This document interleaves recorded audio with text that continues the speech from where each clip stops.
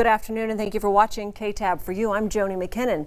This coming Wednesday, you are invited to join a silent bicycle ride honoring and remembering those who have lost their lives on the road. So here to tell us more is Joe Christie from the Texas Department of Transportation and Mark Spurlock of the Steamboat Cycling Club. Welcome. Glad to have you here today. Glad to be here. Thank you. All right. I've talked to you guys in years past about this, but it just seems every year we just seem to have more momentum and more purpose and more drive to remind people be aware, and we are having this Ride of Silence again for the 7th year with the Steamboat Cycling Club, honoring those who have lost their lives in bicycle accidents on the road. Well, it's to honor those individuals. There's been 10 individuals over the last years here in Abilene that have lost their lives, and also to raise awareness. And so that's why our cycling club partnered with TxDOT just to encourage people to watch on the roads. There's so many people that are out there riding their bikes to and from school, to and from work.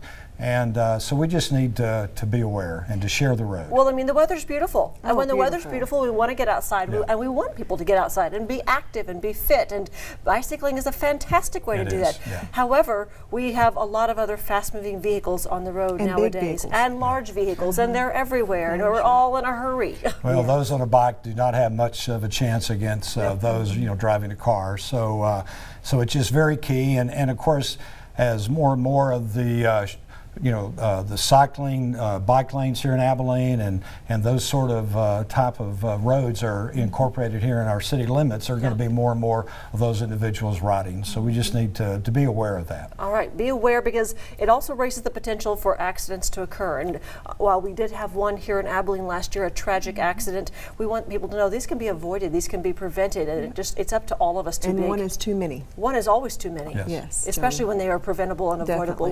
When just taking that moment to be aware, to open your eyes, to drive more defensively, to ensure that people are wearing their helmets and they're following the rules, whether they're on the bicycle or they're driving a vehicle. Either way, both sides need to be participating in actively preventing these from happening. Right. Well, I do a lot of cycling in the county and roads that we have here in Abilene. Steamboat Cycling Club. I mean, that gives it away. Yeah, that kind of gives it away for our mountains south of town. But they're helmets are very critical, and for those that are maybe listening and hearing this, just put a light on the back of your bike that will flash red. That just will bring so much attention right there. Headlamps, that light on the back, reflective shirts, reflective clothing. I know that. I mean, you look great in orange, Jill. Thank you, Joni. However, but it's also a necessity. It's also, I mean, it makes you more visible, especially being of the shirts help them to be seen, and that's what it's all about. They're small, and we want to see them. So yeah, always a great thing. Okay, so this coming Wednesday, people can participate. It's a 5-mile ride. It's a short 5-mile ride. We start and stop at McMurray. We're going to have County Judge Phil Crowley to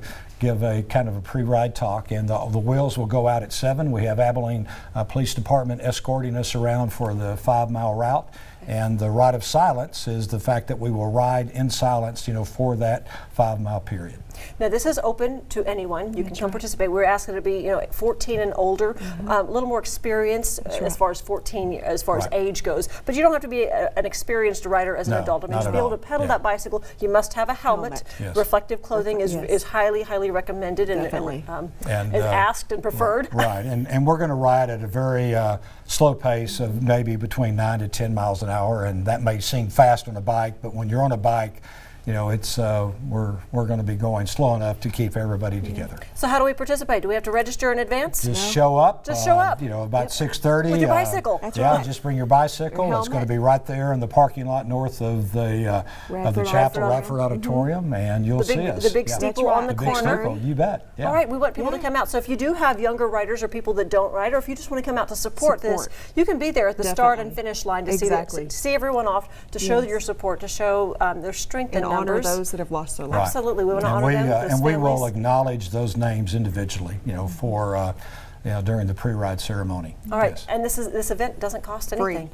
It's just a community event to raise awareness. So we want everyone to be part of this, because truly this can be something we can work together and be unified and have a much more successful outcome. In the streak of fatalities, let's on our roadways. I know TxDOT has a lot of initiatives going, but this is Bicycle Safety Month. Yes. And so we want everyone to be wise out there as we go into the summertime and enjoy the summer months, but be safe doing it. You bet. Drive safe. All right.